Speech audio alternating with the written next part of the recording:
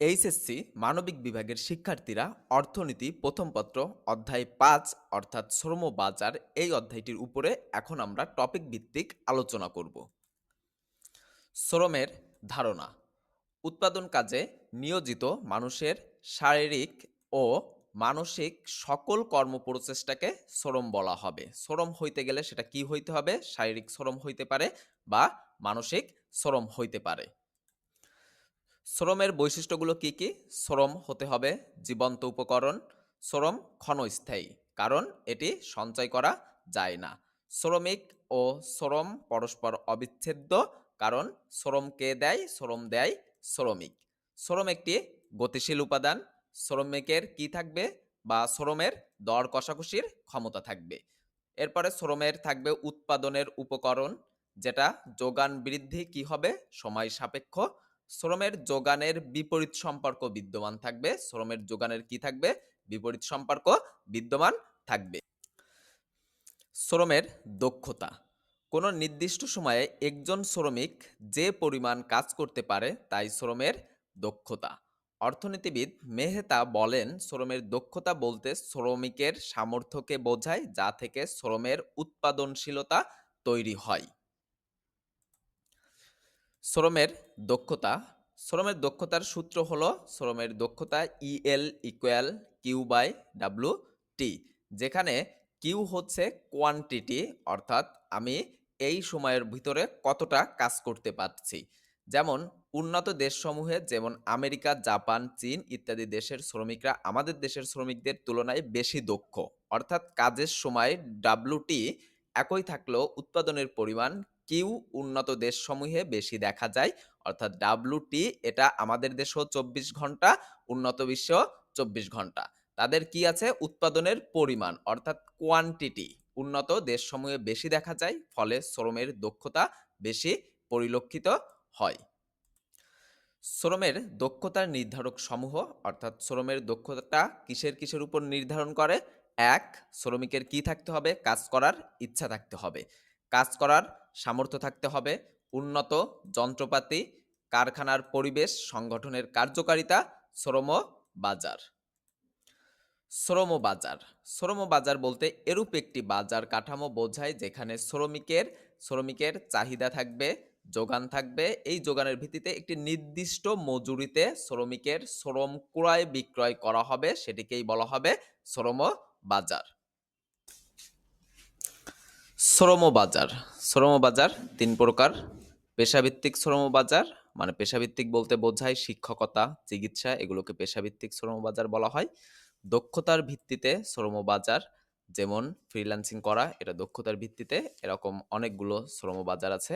অঞ্চল ভিত্তিক শ্রম বাজার অঞ্চল ভিত্তিক শ্রম বাজার আবার দুই প্রকার: অভ্যন্তরীণ শ্রম বাজার এবং আন্তর্জাতিক শ্রম বাজার। অভ্যন্তরীণ শ্রম বাজার বলতে বোঝায় যে দেশের অভ্যন্তরে যে শ্রম বাজারগুলো, সেটাকে বলা হয় অভ্যন্তরীণ শ্রম বাজার, এবং আন্তর্জাতিক শ্রম বাজার অর্থাৎ বহির্বিশ্বে যে শ্রম বাজার, সেটাকে বলা হয় আন্তর্জাতিক শ্রম বাজার।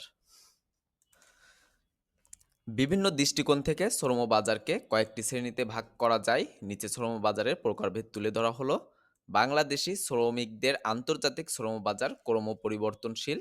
বাংলাদেশের আন্তর্জাতিক শ্রম বাজার, বাংলাদেশের অভ্যন্তরীণ শ্রম বাজার, বাংলাদেশের দক্ষতা ভিত্তিক শ্রম বাজার, বাংলাদেশের পেশাভিত্তিক শ্রম বাজার। বাংলাদেশের অভ্যন্তরীণ শ্রম বাজার শ্রমশক্তি বলতে একটি দেশের কর্মক্ষম এবং কাজ করতে ইচ্ছুক জনসংখ্যাকে বোঝায়। বিবিএস প্রকাশিত সর্বশেষ শ্রমশক্তি জরিপ ২০০২ অনুযায়ী ১৫ বছর বয়সের ঊর্ধ্বের অর্থনৈতিকভাবে কর্মক্ষম শ্রমশক্তি ৭.৩৪ কোটি। বাংলাদেশের আন্তর্জাতিক শ্রম বাজার শ্রমের বাজার যখন কোনো দেশের ভৌগোলিক সীমারেখা অতিক্রম করে অন্য দেশের ভৌগোলিক সীমারেখার মধ্যে বিস্তৃত হয়, তখন তাকে আন্তর্জাতিক শ্রম বাজার বলে। সাধারণ দক্ষ, সবল ও কর্মঠ শ্রমিকরা সহজেই এ বাজারে প্রবেশ করে থাকে। তাহলে আন্তর্জাতিক শ্রম বাজারে প্রবেশ করতে হলে কি কি হওয়া লাগবে? দক্ষ হওয়া লাগবে, সবল ও কর্মঠ হওয়া লাগবে। আন্তর্জাতিক বাজারে বাংলাদেশের দক্ষ ও স্বল্প দক্ষ শ্রমিকের ব্যাপক চাহিদা রয়েছে। বাংলাদেশের প্রবাসী জনশক্তির অধিকাংশই ওমান, সৌদি আরব, সবথেকে বেশি মানুষ যায় কোন দেশে? সৌদি আরব, এবং সৌদি আরব থেকে আমাদের সবথেকে বেশি রেমিট্যান্স আসে। কাতার, সংযুক্ত আরব আমিরাত, কুয়েত, মালয়েশিয়া ও সিঙ্গাপুরে কর্মরত। বাংলাদেশের দক্ষতা ভিত্তিক শ্রম বাজার। বাংলাদেশ জনশক্তি কর্মসংস্থানের ও প্রশিক্ষণ ব্যুরো শ্রমিকদের দক্ষতা ভিত্তিক শ্রম বিভাজন করে থাকে। জনশক্তি রপ্তানির ধরন অর্থাৎ পেশাগত দিক পর্যালোচনায় দেখা যায় বিগত 10 বছরে স্বল্প দক্ষ জনশক্তি রপ্তানির গড় হার মোট জনশক্তি রপ্তানির প্রায় 37%। বাংলাদেশের দক্ষতা ভিত্তিক শ্রমবাজার। আন্তর্জাতিক শ্রমবাজার উন্নয়ন ও রেমিট্যান্স বৃদ্ধির জন্য সরকার গৃহীত উল্লেখযোগ্য পদক্ষেপসমূহ, অর্থাৎ আন্তর্জাতিক শ্রমবাজারে উন্নয়ন ও রেমিট্যান্স বৃদ্ধি কিভাবে করতে পারে এবং সরকার এই ব্যাপারে কি কি পদক্ষেপ নিতে পারে। দেখেন, প্রথম যে পদক্ষেপ, ইন্টারন্যাশনাল কার্ডের মাধ্যমে আবাসিক এজেন্টদের ভিসা প্রসেসিং ফি বাবদ remittance, mobile financial service provider দ্বারা ইনওয়ার্ড রেমিট্যান্স, অভিবাসন ব্যয় হ্রাস, অভিবাসন খাতে সুশাসন প্রতিষ্ঠায় নতুন বিধি ও নীতিমালা প্রণয়ন, প্রশিক্ষণ কার্যক্রমের মাধ্যমে দক্ষতা উন্নয়ন, শ্রম বাজার সম্প্রসারণ, জাতিসংঘ শান্তিরক্ষা মিশন হতে সশস্ত্র বাহিনীর সদস্যদের অর্জিত রেমিট্যান্স এর বিপরীতে নগদ সহায়তা প্রদান, বৈধ উপায়ে রেমিট্যান্স প্রেরণের বিপরীতে নগদ সহায়তা প্রদানের হার বৃদ্ধি এবং অভিবাসন ব্যবস্থাপনায় ডিজিটালাইজেশন করতে হবে। বাংলাদেশের শ্রম বাজারের বৈশিষ্ট্যগুলো কি কি? বিশালাকার, শ্রমশক্তি বৃদ্ধির উচ্চ হার, দক্ষতার অভাব, অর্থাৎ বাংলাদেশের শ্রম বাজারে দক্ষতার অভাব রয়েছে, নিম্ন উৎপাদন ক্ষমতা, নারী শ্রমিকের স্বল্পতা এবং সচলতার অভাব দেখা যায়। বাংলাদেশে শ্রমিকের দক্ষতার ভিতরে কয়েকটি ত্রুটি রয়েছে। দেখেন, বাংলাদেশে শ্রমিকের দক্ষতা, শারীরিক যোগ্যতা কম, দরিদ্রতা ও শিক্ষার অভাব রয়েছে, কারখানার পরিবেশ সেটা খুব বেশি একটা ভালো না, এবং জীবনযাত্রার মান এটাও খুব ভালো না, কারিগরি শিক্ষার অভাব রয়েছে।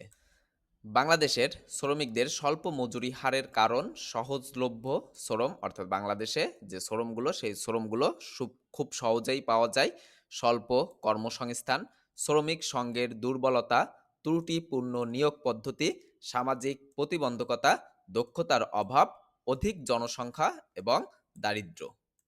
বাংলাদেশের শ্রম বাজারে অদক্ষতার কারণ শিক্ষার অভাব, চিকিৎসার অভাব, সুস্বাস্থ্যের অভাব, কর্মস্থলে প্রতিকূল পরিবেশ পায় না, এরপর কর্মস্থলে অনুকূল পরিবেশ পায় না, আবহাওয়া, আধুনিক যন্ত্রপাতির অভাব, খাদ্যাভ্যাস, অর্থাৎ আমরা বেশি ভাত খাই যে কারণে আমরা অনেক বেশি অলস, আমাদের আটার যে রুটি, আটা, মাছ, মাংস এগুলো খেলে দক্ষতা অনেক বেশি বৃদ্ধি পায় এবং কাজের গতি অনেক বেশি বৃদ্ধি পায়। এরপরে রয়েছে নিম্ন জীবনযাত্রার মান, শ্রমিকের উপযুক্ত বাসস্থানের অভাব, চারিত্রিক দুর্বলতা।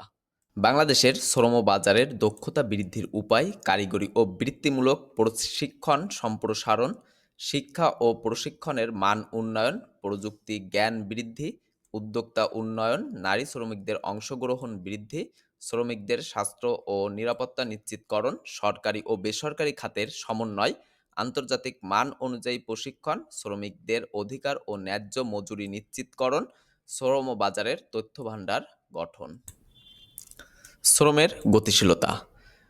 সাধারণ শ্রমের গতিশীলতা বলতে শ্রমিক তার প্রয়োজনে তার পেশা, কর্মস্থল বা স্তরে পরিবর্তন করতে পারে। তাই এক্ষেত্রে শ্রমের গতিশীলতা বলতে শ্রমিকের এক স্থান থেকে অন্য স্থানে, অর্থাৎ এক জায়গা থেকে যখন অন্য জায়গায় যায় তখন শ্রমের গতিশীলতা বৃদ্ধি পায়। এক পেশা থেকে অন্য পেশায় এবং এক স্তরে থেকে অন্য স্তরে এবং এক শিল্প থেকে অন্য শিল্পে স্থানান্তরকে বোঝায়। শ্রমের গতিশীলতা প্রধানত 4 ধরনের হতে পারে। 1. ভৌগোলিক গতিশীলতা, পেশাগত গতিশীলতা, শিল্পগত গতিশীলতা, স্তরগত গতিশীলতা। ভৌগোলিক গতিশীলতা, শ্রমিক তার কাজের উদ্দেশ্যে এক স্থান থেকে অন্য স্থানে বা এক দেশ থেকে অন্য দেশে স্থানান্তর হওয়াকে ভৌগোলিক গতিশীলতা বলা হয়। যেমন ঢাকার কোনো মাছ বিক্রেতা খুলনা গিয়ে মাছ বিক্রয় করে। ভৌগোলিক গতিশীলতা 2 ধরনের: অভ্যন্তরীণ গতিশীলতা, আন্তর্জাতিক গতিশীলতা।